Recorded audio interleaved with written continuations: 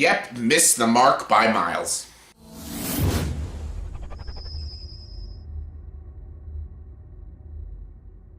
Hey everyone, welcome to another review, and here's my review for the Netflix original movie, The Cloverfield Paradox. Yes, The Cloverfield Paradox. This movie stars David Oyelowo, Daniel Bruhl, Chris O'Dowd, and John Ortiz in this movie. This movie is directed by Julius Onah, and yes, this is a prequel to the Cloverfield franchise. This is another film. This is another standalone film in the Cloverfield franchise, these movies and stuff. All these Cloverfield movies that aren't connected, but at the same time are connected and stuff. Yeah. Before I talk about this movie, I'll talk about the previous Cloverfield films. The Cloverfield, the first Cloverfield film I found just okay. I know a lot of people loved it, people praised it and stuff. I thought it was just okay. It was a decent found footage film. It had a pretty good ending, but it didn't blow me away like a lot of people did. However, 10 Cloverfield Lane was awesome. I loved that movie. Definitely one of the better movies that came out in 2016, which is like 2016 was a good year, but great film. Mary Elizabeth Winstead, John Gallagher Jr., John Goodman were all fantastic. It was a great claustrophobic thriller, and how it tied into Cloverfield at the ending was really cool. This one just like came out on Netflix out of nowhere right when the Super Bowl ended. It's like, oh, Cloverfield Paradox coming on Netflix tonight, and then I watched it, and I was excited for this movie because I don't know why. It looked different. It's based on a space station and stuff, and they created like the Cloverfield monsters and everything. So I was very curious to see how this movie was gonna pan out and stuff. Had a big cast and stuff, and a lot of great actors in this movie. Some of these actors I don't know how to pronounce their names, but great actors in this movie, and yeah, I was really excited for this film, and it isn't that great. It's not that good. There's some good stuff in it. I admire the film for being very ambitious and very different and trying to be smart and thought-provoking and clever, but it just kind of fails at that. And basically, it's like playing.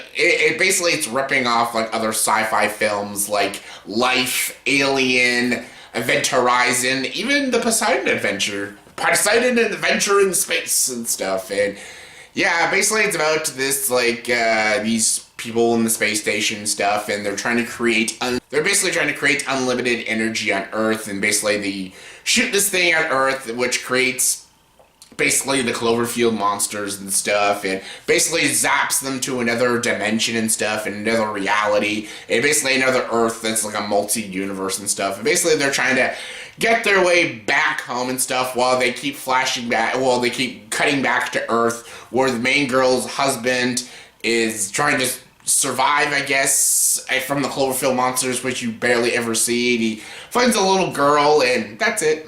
Basically, it's about the people on the space station, the Cloverfield space station, trying to get home, and then weird shit starts happening and stuff, and it's a very odd film, and I get it. It's trying to be very unique and different and very ambitious, but it's not. It's not that great. The performances are all good, even though you don't give a shit about a single character in this film. Like the main character, played by this actress, can't pronounce her name, but she's probably the only character that actually gets like depth and actually gets character development, and she is very good in the film. She plays a really great part in the film, and yeah, like I liked her a lot in the film, and she's like the only character you care for because she's the only one that gets fucking development. And I like Daniel Bruhl in the film and David Oyelowo, but they get no development in the film. Same with Chris O'Dowd. He's like funny, but no development, no character. They're all very one-dimensional people, and they're all just there to die. At least in the movie like Alien and Life, you care about the characters and stuff, and when they die, you actually feel sympathy and shit, but this one, you just don't give a rat's ass.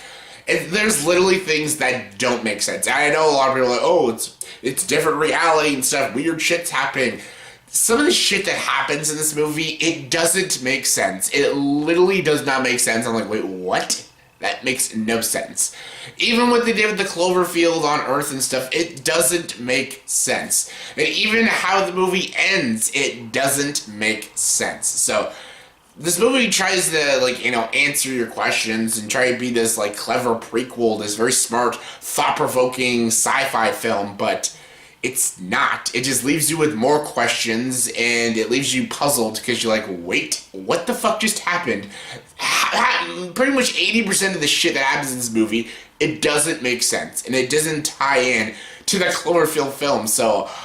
yeah, it's not a good film. It's not, like, really bad because, again, the actors, they're not well-written characters, but at least the actors, they're talented enough, and they give good performances, and there is some decent visuals, and I didn't know where the movie was going, so that's a big plus on the film as well. I had no idea where this movie was going, so that kept me on the edge of my seat, because I'm like, oh my god, where's this going? Like, oh, what's gonna happen next?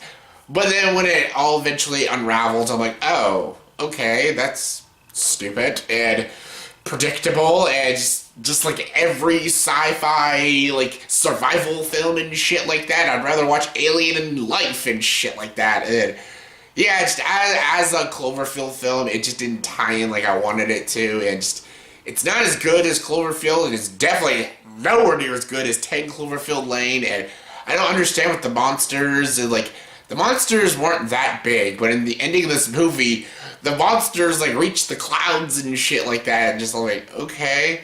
So are they gonna make another Cloverfield film, and, like, are they gonna make a fourth one? Like, eventually them fighting the monsters, and are they gonna tie all the movies in together? I don't know how they're gonna do these Cloverfield films. They're getting a little confusing. If it feels like the Twilight Zone and the Cloverfield was just different time periods, different time zones, and different realities, they're just different stories, that would be interesting, but it's not like the Twilight Zone. They all take place on Earth in the same time period and shit like that. Well, in around the same time period, so the movies don't really add up together, and they're very muddled and shit like that, and yeah, as much as I didn't love Cloverfield, but at least it was an entertaining monster film. 10 Cloverfield was fantastic. This one just doesn't make sense, and it tries to be smart and clever, and it failed at that. Again, good performances, decent visuals. I like that I didn't know where it was going. I like that to Cloverfield Lane, that's like a different genre. Like the first one was a monster film. The second one was like a claustrophobic thriller. This is like a sci-fi thriller. I like that they're doing different things with each film, but this one just, it didn't work for me, and I don't think it's that good of a film, and definitely the weakest Cloverfield film out of all the franchise, out of the three and stuff, so yeah, not that great. On a scale of 1 to 10, I'm going to give the Cloverfield Paradox a 5 out of 10. It could have been a lot worse, but it's not that great, and it's pretty disappointing, because when I saw the little preview, watching the Super Bowl, I'm like, oh shit, that looks pretty awesome. It wasn't. So yeah, that was my review for the movie, The Cloverfield Paradox. So in the comment section below, please tell me what is your favorite Cloverfield film out of the three. Yes, Cloverfield, 10 Cloverfield Lane, and The Cloverfield Paradox. What is your favorite out of the three? Mine, of course, is 10 Cloverfield Lane. It's the only one I legit love. But yeah, what is your favorite out of the three? Comment below, let me know. And as always, if you like this video, please like, subscribe to this channel, and join the dark side.